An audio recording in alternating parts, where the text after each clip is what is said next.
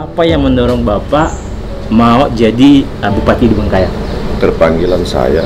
Keterpanggilan karena melihat keadaan, Pak, ya. Benar. Apa yang menjadi fokus utama dalam merapikan Bengkayang ini sendiri? Apa, Pak, yang menjadi fokus utama? Pertama, tata kelola pemerintahan.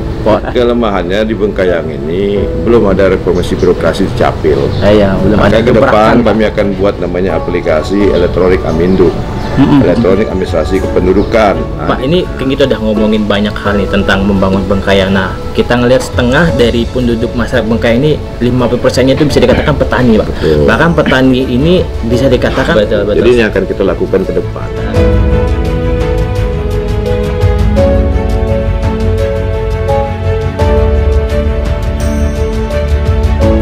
Mari kita berkarya dengan hati gembira. Woo! Yeah!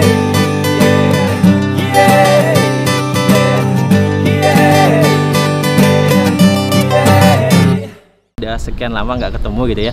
Hari ini saya punya kesempatan untuk berdiskusi bersama orang yang punya tujuan hidup. Nah, siapa dia? Tentu tidak asing lagi di kalangan Kabupaten Bengkayang khususnya. Nah, di video kali ini, sambil jalan, saya sudah berjanji sama dia. Dan siapa lagi kalau bukan orang yang ternama di Bengkayang gitu ya. Dia juga pernah mantan dewan dan lain sebagainya. Oke, saya tidak ke sana, cuman saya pengen nanti diskusi aja sedikit tentang tujuan hidup, tentang apa yang pengen digapai di Bengkayang ini. Oke, ikutin terus. Ini dia orangnya. Saya udah ditunggu tuh sama orangnya. Punya kesempatan yang sangat baik. Sebelumnya belum pernah ada yang menerima, baru hanya beliau ini yang menerima. Oke, semoga yang lain bisa menerima juga. Oke, ini dia. Halo, Pak. Ya, selamat pagi. Selamat pagi, Pak. Ya, langsung saja kita diskusi di sini. Saya duduk ya, Pak, ya. Pak, ini kita mau tanya-tanya nih, Pak, sama teman-teman saya di media sosial, di YouTube sih, Pak. Jadi kita tahu nih Bapak udah banyak sekali posternya di mana-mana gitu, Pak. Kabar gimana, Pak? Baik. Baik ya, sehat ya. Puji syukur. Iya, terus keliling nih kayaknya, Pak, ya. Sibuk. Setiap hari kampanye. Setiap hari kampanye. Nah, Pak, saya pengen bertanya nih, Pak, dari teman-teman yang ada di YouTube saya. Mereka titip pesan, Pak. Satu pertanyaan, apa yang mendorong Bapak mau jadi Bupati di Bengkayang? Ya, pertama, keterpanggilan saya. Masyarakat banyak meminta saya maju kembali, walaupun saya sudah duduk sebagai anggota DPRD provinsi. Ya, dan juga beberapa tokoh di Kalimantan Barat juga inginkan kita untuk bagaimana mampu merubah Bengkayang lebih baik ke depan.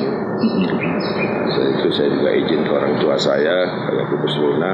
Ternyata beliau mengizinkan karena melihat situasi kondisi Bengkayang yang luar biasa, kejadian luar biasa di tahun 2019 kemarin. Iya, betul. Tentunya juga banyak sekali selama saya berjalan di dusun desa di hampir 122 desa, infrastruktur sangat jelek. Pelayanan publik tidak tercapai kepada masyarakat. Betul. Banyak sarana prasarana, postu pelindes, rumah sekolah yang rusak, dan malah tidak ada isinya. Tidak ada petugasnya. Ini membuat kita miris. Iya, keterpanggilan karena ngelihat keadaan, Pak, ya. Benar. Jadi karena merasa masyarakat setempat ngelihat keadaan yang nggak enak di tempat Bapak ini enak banget gitu, tempatnya rapi, ditata gitu ya. Makanya Bapak terpanggil untuk membuat maju sebagai Bupati ya. Jadi perjalanannya semoga diberkati gitu ya. Ini kalau saya ngelihat ya, Pak, mohon maaf sebelumnya, udah beberapa kali gitu ya ikut ajang kompetisi ini. Dewan Provinsi itu ibaratnya kursinya nyaman, Pak. Tentu enggak semudah yang kita bayangkan tinggalkan ke sana. Itu kalau boleh tahu nih, Pak, perasaan meninggalkan kursi nyaman terus berlomba lagi itu gimana, Pak? Saya itu tadi keterpanggilan tadi. Iya, terpanggil ya, ngelihat keadaan yang kurang baik. Ya. Di DPRD provinsi ya kita tidak mampu berbuat banyak. Iya, betul. Karena legislator itu bukan membuat sebuah kebijakan. Betul. Bukan kuasa anggaran. Makanya kepala daerah lah yang bisa untuk kita bagaimana membangun Bengkayang ini bisa maju, mandiri, adil dan sejahtera. Betul. Jadi itu yang membuat kita selanjutnya tadi kalau ya kebijakan yang lebih luar itu tidak ada di DPRD. Oke, nah teman-teman, karena ngelihat keadaan yang kurang baik, akhirnya Bapak ini terpanggil. Iya, seperti di rumahnya ini itu tertata rapi ya. Jadi dia pengen Bengkayang itu ditata rapi gitu ya.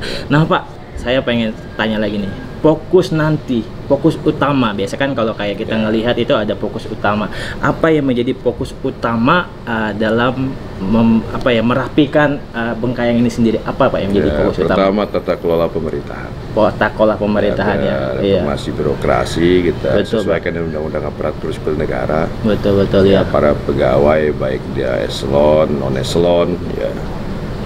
Itu perlu kita tingkatkan kualitasnya. Selanjutnya juga ya kita tempatkan pada tempatnya, pada bidang dan keahlian akademisinya.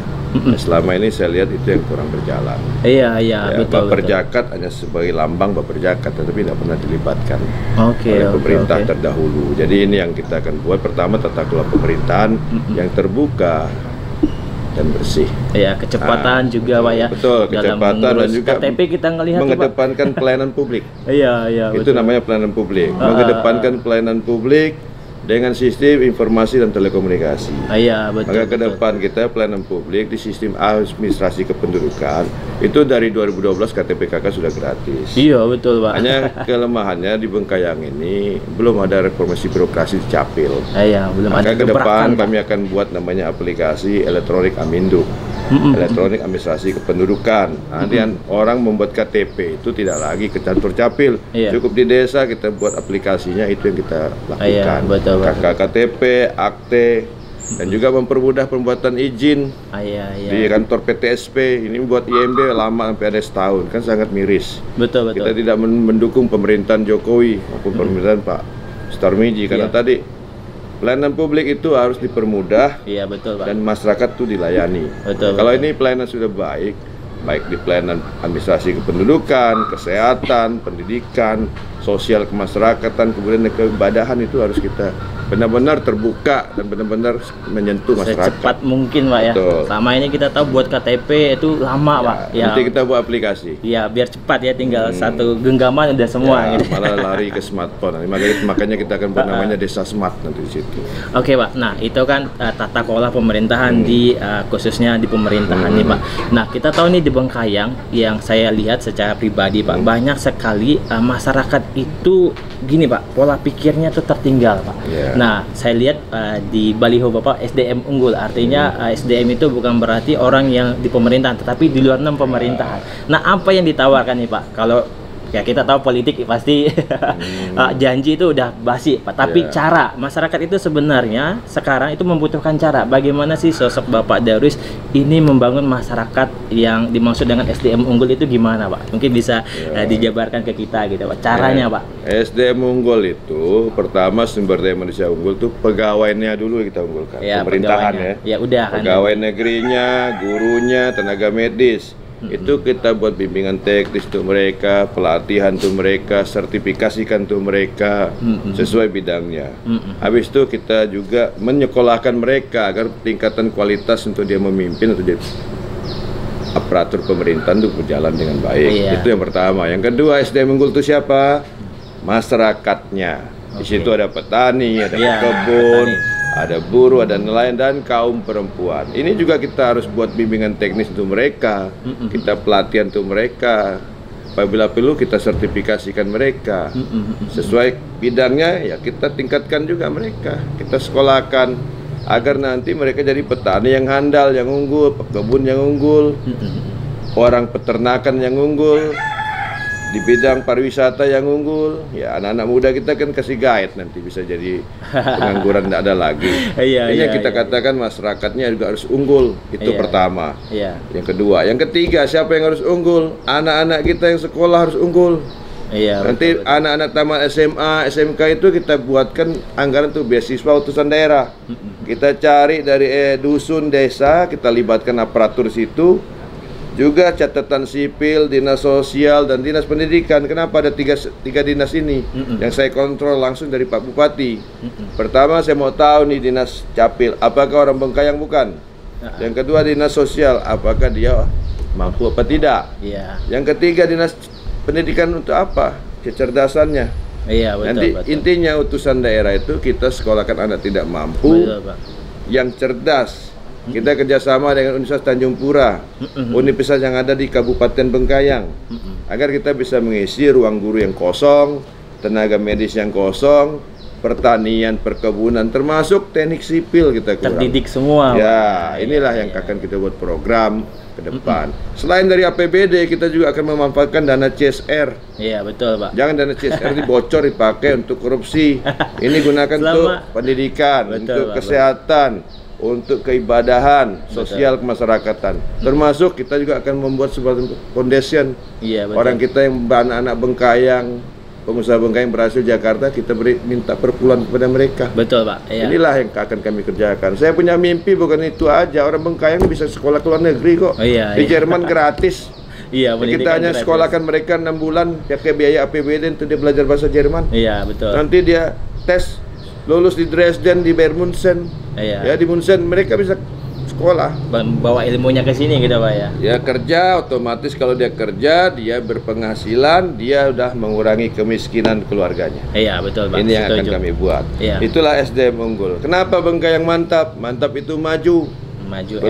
Bengkayang itu udah mundur-mundur 21 tahun. Dia harus maju, paling tidak dia melebihi kabupaten induk dia. Iya, betul. Tuh. Pak. Setidak. Hanya apa?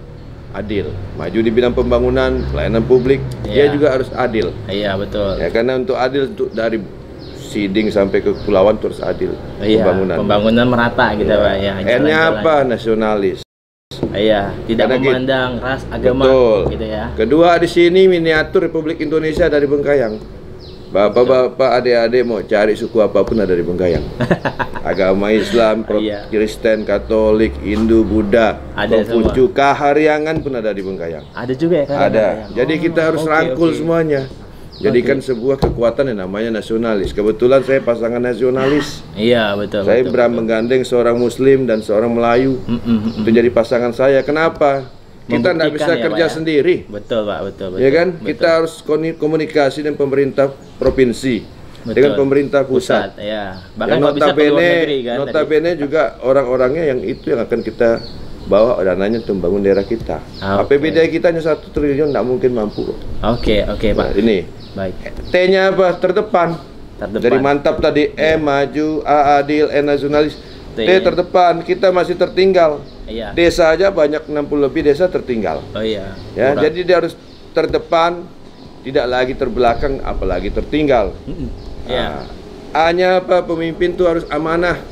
Mengamanahkan. Amanah, pertama Iya. amanah kepada masyarakat, seluruh masyarakat Kabupaten Bengkayang. Baik yang milih dia maupun tidak milih dia. Iya. Itu harus amanah. Kedua, dia setelah dipilih, dia harus jujur. Nah, iya, betul. Berkelakuan jujur.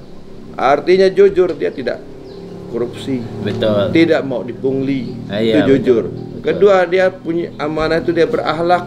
Iya. Moralnya baik, kepribadiannya. Iya, spiritualnya Ya, gitu. sampai dia memimpin, Iya. karena dia nomor 1 loh, panutan. Iya, Contoh, makanya. mewakili 286.000 jiwa penduduk Bengkayang di Iya. 17 kecamatan, 122 desa, 2 kelurahan, dan Betul. hampir 300 dusun.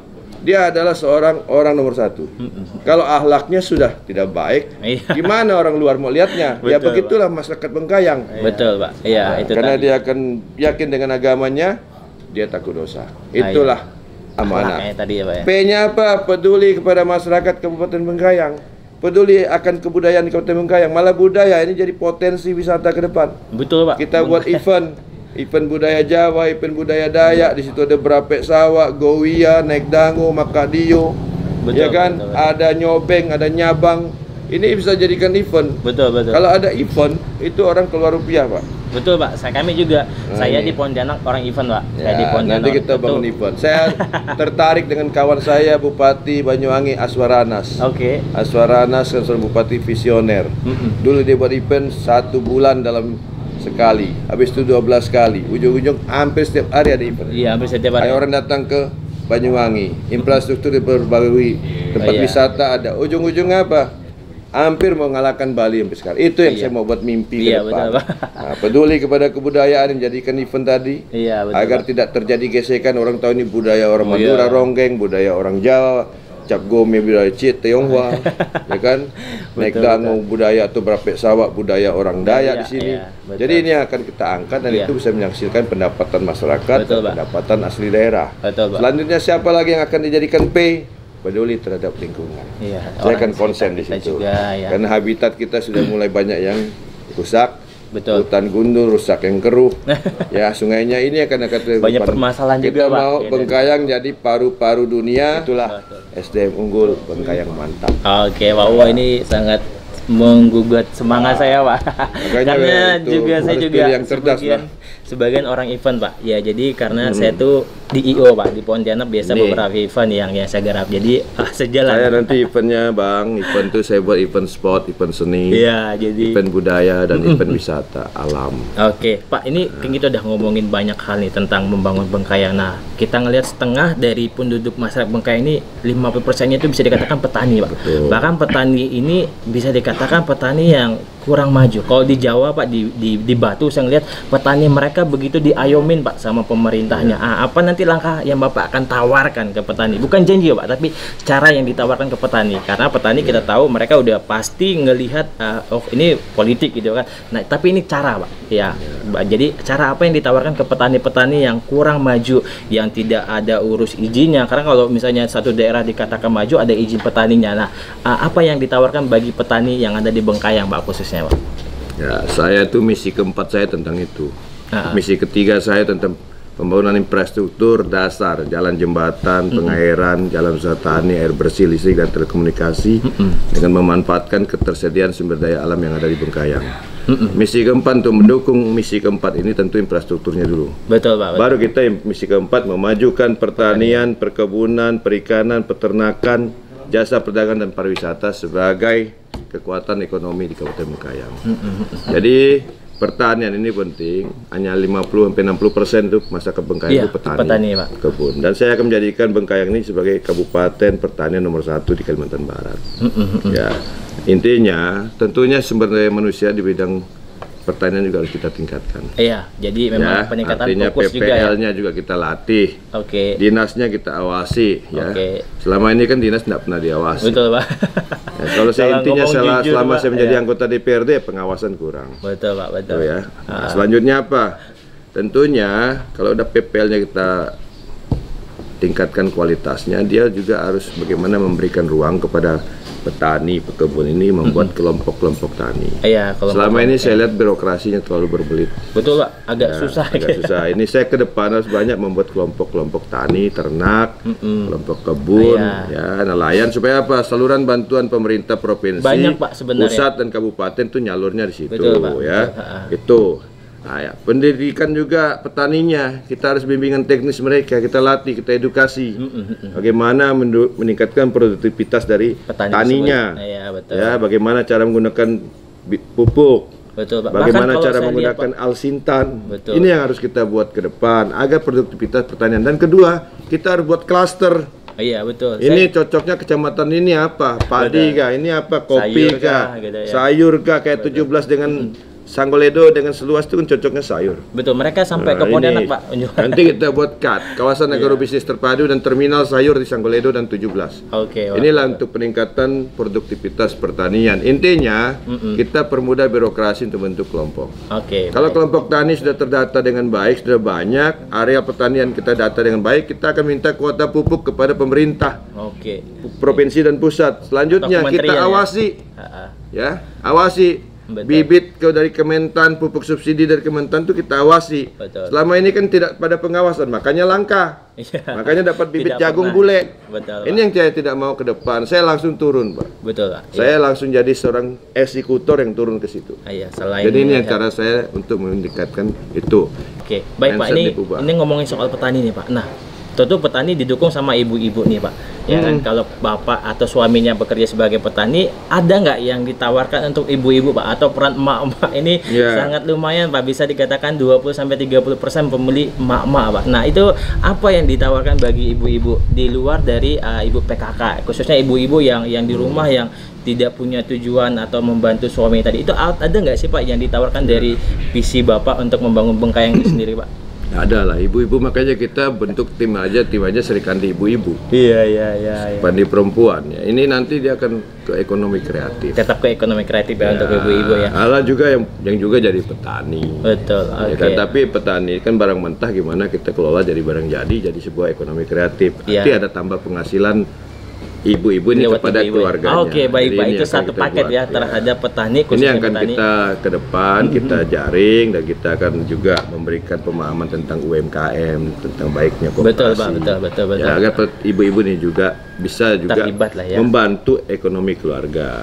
Oke. Kenapa ada industri di tempat kita ini udah kita Betul. dorong untuk ngisi tenaga kerja di situ. Betul. Jadi ini akan kita lakukan ke depan. Seperti di Sambas itu ada pembuat kerajin tenun Sambas. Ya, Mungkin juga nanti di kita beberapa ada, bisa. Iya. di daerah kita di Sungai Jagabe ada. Ada, Hanya mereka tidak pernah tersentuh. Oke. Nah, mereka nanti akan kita sentuh, kita jadikan sebuah ekonomi kreatif dan kita lindungi dia dengan hak paten. Oke. Begitu juga di Jagoi Babang. Iya, di Jagoi Babang Ada juga. ini Kampung kerajinan kreatif, Pak. anak-anak ibu-ibu perempuan Jagoi Babang. Oke. Ya, di daerah Kindau. Nanti bidai apa itu kita haki, jangan patennya Malaysia. Malaysia.